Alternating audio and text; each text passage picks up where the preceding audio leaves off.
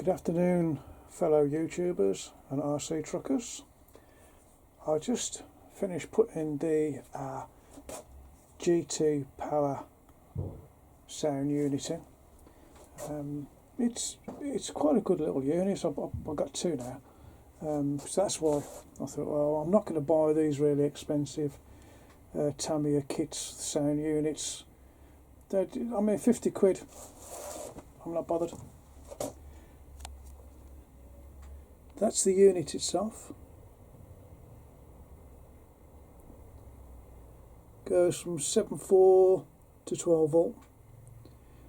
A lot of people have trouble wiring these up, but they're really simple when you know how. I'll just show you. You get 4 servo wires.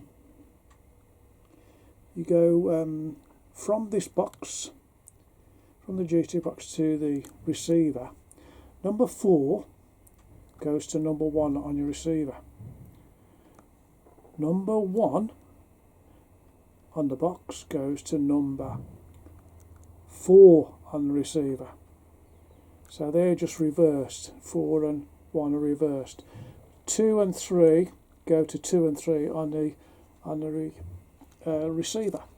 So the only thing I don't like about this kit, you have to extend the cables. You have to extend the cables, which I have there. It's only for the rear. I mean, you've got all this cable for the front of the vehicle, which can come right out here. So that's massive. It's probably about 2 foot. But yeah, they're about, because obviously you're coming from the rear, it's got to go round the frame, round there, up there, and you can just about see it under there. You've got to watch you don't get it with the rest of the gubbins, especially with a tipper truck, because, well, you've got a lot of things moving underneath. You've got the actual wheels turning, the drive shaft turning, and you've got the up and down on your tipper. So yeah, you've got to keep your cables in. I just taped them up and put some black tape around them with some cable ties. But here's the box. It cost me £52. It was delivered within 10 days. It was delivered within 10 days. Yeah, it's the entry level, as they call it, but it does horn, lights, reversing lights, reversing sound, start-up sound, engine tick over. It'll do the uncoupling sound on your if you've got an Arctic, we're picking a trailer up. This one hasn't got that, so. But yeah, it's a nice little package as well. It's quite small. I think it's. I've got my tape measure. Got my tape. It's with the cables on. You're looking at about 100mm long, and then the height of it is 50mm, and then you're looking at 25mm wide. So you're looking at 25mm, 100mm, and what did I say, 50mm. Yeah, 50mm. So it's a nice little package. Yeah, I'm quite pleased with it. The other one works really fine. So yeah, I actually had the universal joint come for the tipper. I put a 6mm in there, 6mm by 6mm. So yeah, and it tips really well. I haven't got it powered up at the moment, but it's I'm just finalising all the cabling. As you can see, there's quite a lot. Yeah, it's a bit of a rat's nest. There you go. There are a few more cables going to be connected up to these, because there's your power, and I think that's your loudspeaker, and then your vibrator. Not that type of vibrator. It's The trouble is with if I can find the here's the vibrator. Let's see, when you start the engine up, it shakes the whole thing to bits. Now, what I don't like about these, none of these wires at the back are covered, and several people have shorted these wires out. So if I was going to use this, I would put some covering over these. I'd put them in probably into a box. We do get a box with this kit, a tiny box, and perhaps some hot glue over the joints, because if that shorts out, it goes back to the box, and that will short the box out as well. So you bugger your box up. I know it's only 50 quid, but for the sake of a bit of hot glue or a little box to put this in, it's well worth it. I don't like putting these on. The amount of nuts and bolts I'll shake loose, and it's all a bit delicate as well. I don't, because they're not really a kid's toy. I know what my grandchildren were doing this, where they'd be pushing it along and grabbing the roof and all that, the bloody lights would come off. They're not that type of a toy. These are the big boys' toys, and you don't want the kids can have a go with it, but that's as far as it goes. It's not on the carpet sort of toy, pushing it along. It's quite a sophisticated toy for big boys and girls. But yeah, if G.T.Power had put some longer cables in here for the reverse, for the backlights, it'd be really easy. It's took me ages. I can see how many joints you've had to do.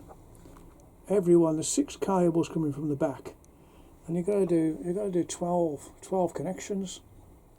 It's a bit of a pig, and it's very fine wire as well. There's no problem soldering it. It's just so fine. The wire is so fine. But other than that, yeah, it's running a treat. I've got everything working. Unfortunately, it's too cold today. I'm a bit cheesed off, and it's too cold in here. So I thought I'd just show you what I've done, and I'll go over that wiring again. Yeah, number 4 on the box goes to number 1 on the receiver. Number 1 on the box goes to number 4 on the receiver, and 2 and 3 go to 2 and 3 on your receiver. And it's only a 6-channel radio as well. So, but other than that, it's coming on. It's coming on. I've just rigged my beacons up. That's the cable for the beacons. They're on the roof.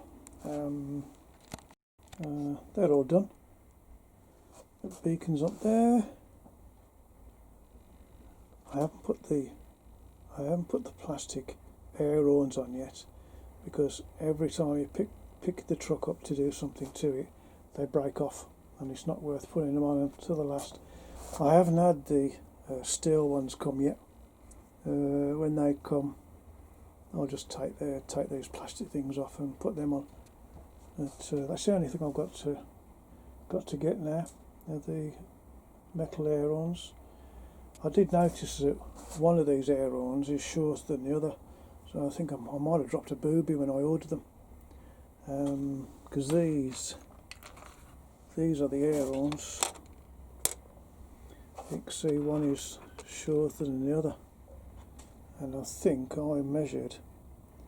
I ordered 2 the same size, so well, I'm going to have to cut another hole in.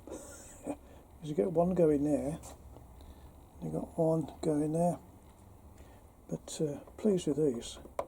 I got a pair of those for $6.70, obviously off eBay, or that famous auction site. But yeah, it's all coming together. Yeah, it's a nice little kit. I can recommend. I can highly recommend this. Well worth 52 quid. well, £52.06. I don't know where the sixpence comes from. It's probably in the currency exchange rate. But yeah, I am very pleased with it. Just if they'd have lengthened a little bit more on the cables, probably another 6 inches for the rear cables coming to the front, because you can't put this box anywhere else. This box can't go anywhere else.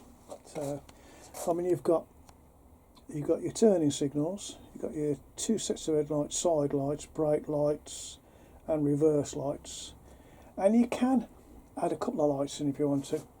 You've got what they call an auxiliary light, or a status light.